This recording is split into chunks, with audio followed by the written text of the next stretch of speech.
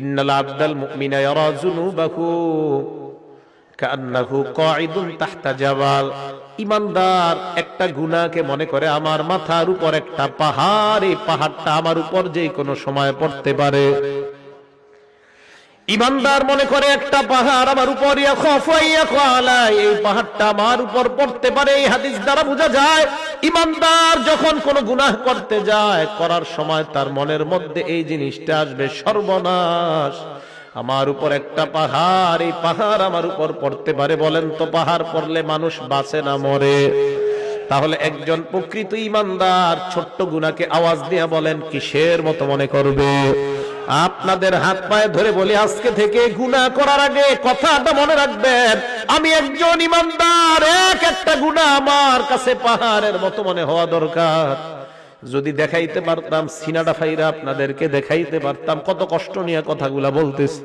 একজন ঈমানদারের উচিত গুনাহ করার আগে চিন্তা করা, আমার মাথার উপর একটা পাহাড়। আমি এই হাদিস পড়ে চিন্তা করি, সর্বনাশ, পাহাড় পড়লে তো মানুষ বাঁচে না, এর মানে একটা গুনাহ মানুষকে শেষ করে দিতে পারে, একটা গুনাহ। এবার নবী বলেন ওয়া ইন্নাল ফাজিরা, পাপাচার বান্দা ইয়ারা যুনুবাহু কাযুবাব মাররা আলা আনফিহি, পাপাচার বান্দা একটা গুনাহকে মনে করে মাছির মতো, নাকের সামনে দিয়ে চলে যায় একটা মাছি। যে মাছিটা নাকের সামনে দিয়ে যায় আবার আসে, কোনো কেয়ার করে না। একটা মাছি আমার সামনে দিয়ে গেছে, গুনাহকে কোনো গুনাহ মনে করে না। পাপাচার বান্দা গুনাহকে গুনাহ মনে করে না, গায়ে হলুদের অনুষ্ঠান করে কিছু মনে করে না, সাউন্ড বক্স বাজায় গান বাজায় কোনো কিছু মনে করবে না, বিশাল বড় বড় গানের পার্টি করবে কিছু মনে করবে না। তার কাছে মনে হবে একটা মাছির ডানা আমার সামনে দিয়ে যায় আবার আসে। বলেন তো যদি ঈমানদার হয় ওই গুনাহ কিসের মতো মনে হবে? মনে থাকবে নি? এবার শোনেন, নবী বলেন যদি গুনাহ হয়ে যায় আল্লাহর কাছে তওবা করো, আল্লাহ তোমার জিন্দেগীর গুনাহগুলা মাফ করে দিবেন। হাদিসের মধ্যে নবী উদাহরণ দিয়ে বুঝায়, লাল্লাহু আফরাহু বিতাওবাতি আবদিহি মিন রাজুল নাযালা মানজিলাত ওয়া বিহি মাহলাকা। কোন বান্দা একটা সফরে বের হয়, বের হওয়ার পর ওই বান্দা সফর করতে করতে অনেক দূর যায়, যাওয়ার পর হঠাৎ বান্দা এক জায়গায় বিশ্রাম নেওয়ার জন্য সফর বিরতি দেয়। হঠাৎ আশেপাশে তাকায় দেখে কোনো মানুষ নাই, ঘর নাই, ঘর বাড়ি কিছু নাই। যেই কোনো মুহূর্তে তার উপর কোনো হিংস্র প্রাণী আক্রমণ করতে পারে, অথবা কোনো ডাকাত দল তার উপর আক্রমণ করতে পারে। আশেপাশে তাকায় দেখে কেউ নাই, কেউ নাই। এবার ওই বান্দা, তার সাথে তিনটা জিনিস আছে। এক নাম্বার মাহু রাহিলা, তার সাথে আছে তার বাহন, বাহন।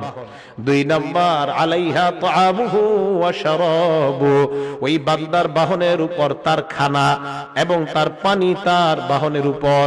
শুনেন, এক ব্যক্তি সফরে বের হয়, বের হওয়ার পর যাইতে যাইতে হঠাৎ এমন একটা জায়গায় যাত্রা বিরতি দেয়, যেই জায়গায় যাত্রা বিরতি দেওয়ার পর আশেপাশে তাকায় দেখে কেউ নাই, যেই কোনো মুহূর্তে তার জীবনটা চলে যাওয়ার আশঙ্কা। এমন একটা ভয়ঙ্কর মুহূর্তে ওই বান্দা এবার তার সাথে মাত্র তিনটা জিনিস, ওয়াবিহি মাহলাকা, প্রাণ নাশের আশঙ্কা, বাহু রাহিলা, তার বাহন আছে, খানা আছে, পানি আছে, আর কিচ্ছু নাই।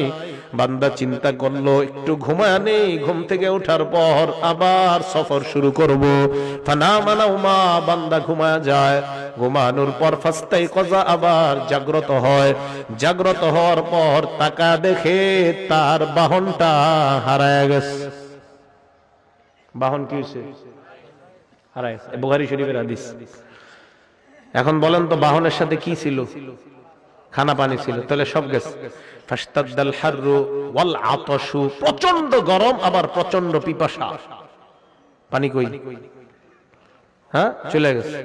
বান্দা চিন্তা করে সর্বনাশ, আমি আমার বাহন হারিয়ে ফেললাম, খাবার হারিয়ে ফেললাম, পানি হারিয়ে ফেললাম, কি করা যায়? বান্দা চিন্তা করে আবার যদি ঘরে ফিরে যাই সম্ভব না, যদি আমি আবার আমার গন্তব্যের দিকে রওনা হই তাও সম্ভব না, কারণ খানা পানি বাহন কিছুই নাই।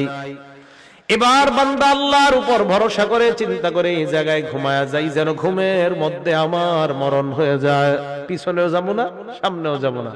বান্দা ঘুমায়া যায়, শোনেন, বান্দা ঘুমায়া যায় ফাস্তাই কজা, ঘুম থেকে জাগ্রত হয়, হঠাৎ হওয়ার পর দেখে তার বাহন খানা পানি নিয়ে উপস্থিত হয়ে যায়।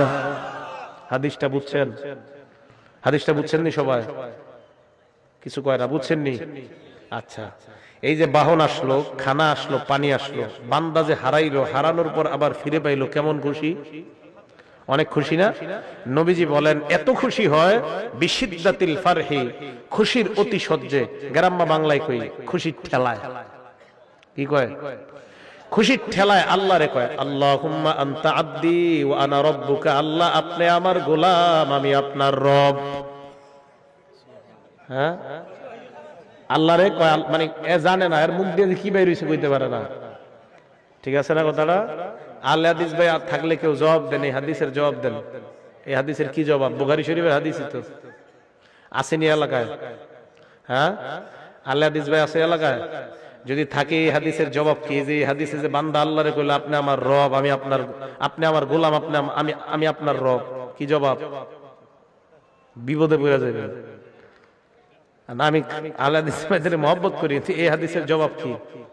হাদিস না ফলো করেন সহিহ হাদিস, এই তো বুখারীর হাদিস, বুখারী শরীফের 6308 নম্বর হাদিস। কি জবাব?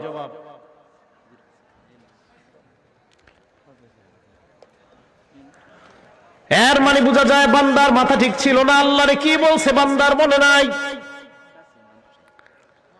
বান্দা আল্লাহরে খুশির ঠেলায় বলছে আল্লাহ আপনি আমার গোলাম, আমি আপনার রব। নবী বলেন এই বান্দা হারিয়ে যাওয়া বাহন ফিরে পাওয়ার পর যে পরিমাণ খুশি হয়, একজন বান্দা গুনাহ করার পর তওবা করলে এর চাইতে কোটি গুণ বেশি আল্লাহ খুশি হয়ে যায়।